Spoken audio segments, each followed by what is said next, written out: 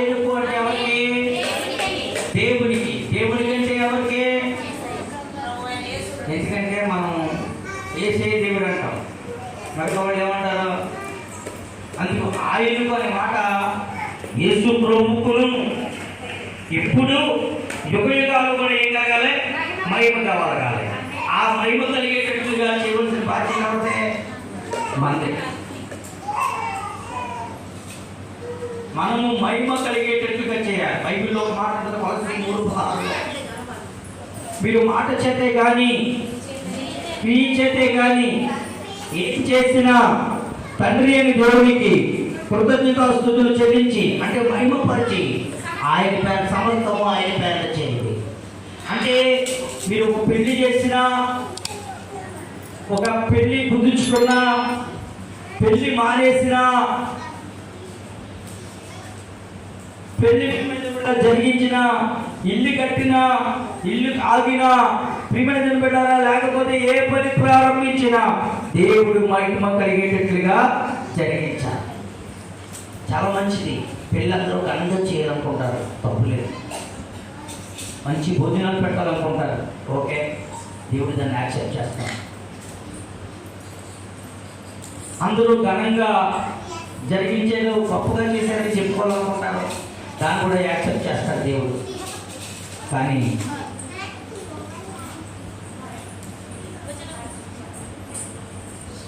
నేను చెప్పాను కదా అందాక, డీజే పెట్టుకుంటూ ఒప్పుకుంటాడా? కరెక్ట్గా ముహూర్తానికి పెళ్లి చేయాలంటే ఒప్పుకుంటాడా? అమ్మా, కరెక్ట్గా ముహూర్తానికి పెళ్లి చేయాలంటే దేవుడు ఒప్పుకుంటాడా? కరెక్ట్గా ప్రియమైన దేవుడు వెళ్ళారా? డీజే పెడితే అందరు కూడా ఊతే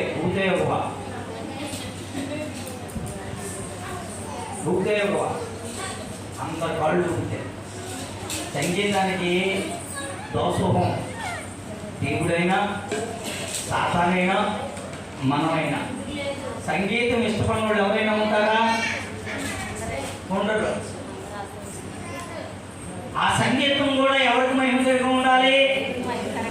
దేవుడికి మహిమకరంగా ఉండాలి. దాని ద్వారా కూడా ఎవరు మహిమపరచబడాలి?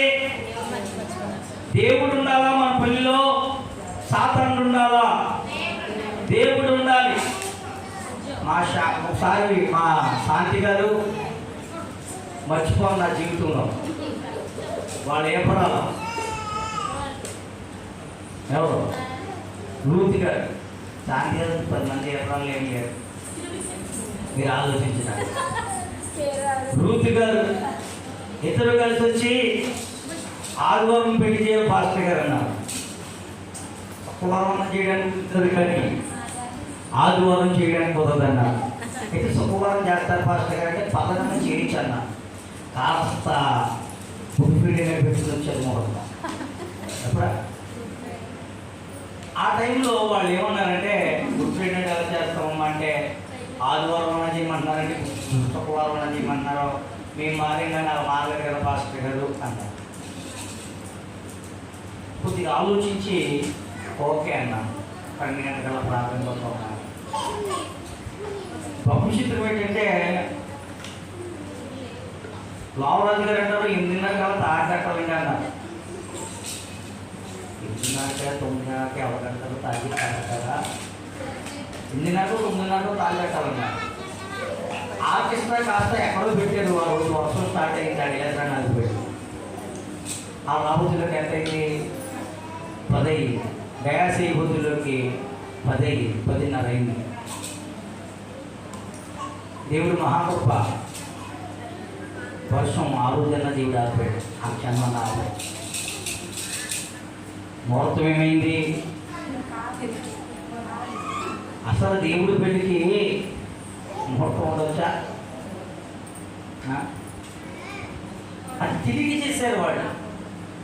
ఇప్పుడు ఎన్నో కార్యాలు చూస్తున్నాం, అద్భుతాలు చూస్తున్నాం, మహిమలు చూస్తున్నాం. కాబట్టి ఎవరిని మహిమపరచాలి? ముహూర్తంగా దేవుడు ఉంటాడా? నువ్వు దేవుని మహిమపరచాలి. ఎవరు మహిమపరచాలి? నువ్వు ముహూర్తం పెట్టావంటే, ముహూర్తం పెట్టి ప్రార్థన చేయించావంటే అక్కడ దేవుడికి మహిమ ఉండదు. ఇప్పుడు యుగాలు ఎవరికి మహిమ కలగాలట? దేవుడికి మహిమ కలిగేటట్లుగా చూసుకోవలసిన బాధ్యత నీది నాది అయి ఉన్నది. ఎవరికి మహిమ కలగాలన్నదో? ఉద్యోగం వచ్చినా ఎవరు మహిమపరచాలి? మహిమపడుతున్నామా? ఇప్పుడు మహిమపడుతున్నాం కానీ ఒకప్పుడు మహిమపడలేదు ఆనందం. నేను ఖచ్చితంగా చెప్తున్నాను, చెప్పకపోతే నేను సేవకుని కాదు. ఎవరన్నా మొక్కలు మాడుతారని నన్ను అందుకే పెట్టాడు. మీరేమన్నా నన్ను క్షమించాలి, మీరు అందరూ అమ్మా. మా ఆనంద్ అక్కడ చర్చికి వెళ్తే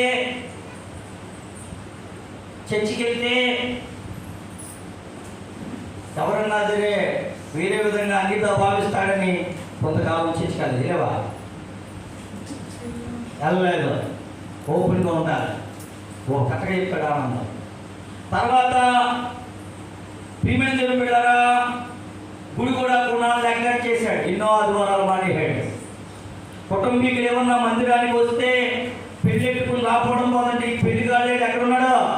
గుళ్ళో లేడు, పెళ్లిగాడు ఉన్నాడు. ఎన్నో ఆదివారాలు కొట్టాడు. ఉద్యోగం ద్వారా కూడా మనం ఏం చేయాలమ్మా? రేపు మాపు దేవుడు ఇస్తాడు. ఈ మాట నీకు కూడా దేవుడికి మహిమ కాక. హల్లెలూయా. ఉద్యోగంలో కూడా ఎవరిని మహిమపరచాలి? దేవుడిని మహిమపరచాలి. నేను అంటాను, దేవుడికి మహిమ లేని ఉద్యోగాలు వ్యర్థం, దేవుడికి మహిమ లేని పెళ్లిళ్ళు వ్యర్థం, దేవుడికి మహిమ లేని బ్రతుకులు వ్యర్థం. చేతులతో ఒకసారి దేవునికి వస్తా, చెప్పులు కొడిసారి దేవుని మహిమపరచాలి. హల్లెలూయా, హల్లెలూయా, హల్లెలూయా. నిజంగా ఈ విషయాలని ఆనందే స్వయంగా తన నోటితో దేవుడు ఆత్మతో పనిచేసి ఒప్పుకున్నాడు. దేవుడిని అంత లెక్క చేయలేదండి, ఆత్మీయ స్థితిని అంత లెక్క చేయలేదండి, మందిరాన్ని అంత లెక్క చేయలేదండి, దేవుని కూడా పక్కన పెట్టాడండి అని ప్రార్థించిన తర్వాత దేవుడు తన స్థితిని మార్చాడు. దేవుడికి మహిమ కలుగును గాక. చేతులెత్తు సత్యంకి వస్తోందా? చెప్పలు కూడా సత్యం మహిమపరచా. మనకి ఏమి ఇచ్చినా ఎవరిని మహిమపరచాలట? మాట చేతే నీ చేతే కాదు. ఇప్పుడు యుగాలు కూడా దేవుడికి మహిమ కలిగేటట్లుగా మనం చూడాలి. కదా దేవుడికి మహిమ కలుగును గాక. తర్వాత దేవుడికి మహిమ కలిగింది. మా శ్యామ్ కుమార్ ఒక ఆర్కెస్ట్రా పెట్టాడు. ఏం ఆర్కెస్ట్రా అంటే నాకు చెప్పాలి. పాటలు పాటలు కూడా వస్తలేదండి. దేవుడి పాటలు పాడుతున్నా నేను ఆర్కెస్ట్రా వాడు. తర్వాత నేను వచ్చేసాను. నాకు ఇక్కడ ఏంటి గ్రూప్ రేడి అయితే అక్కడ ఏం పాడుతున్నారో తెలుసు, పాడేస్తున్నారు. నాకు సినిమా పాట, దేవుడి పాట ఒకలాగే అంటుంది. ఏ సినిమా పాడదు నా సెల్లో అభిషేక్ పాటలకి ఇవ్వండి. ఆ సెల్లో పాటలని, ఆ కంప్యూటర్ పాటలని నాకు ఎక్కి చేయడు. నేను ఒక్కో పాట వేస్తున్నాను. ఓ రోజు వెనక కూర్చున్నారు పిల్లలు.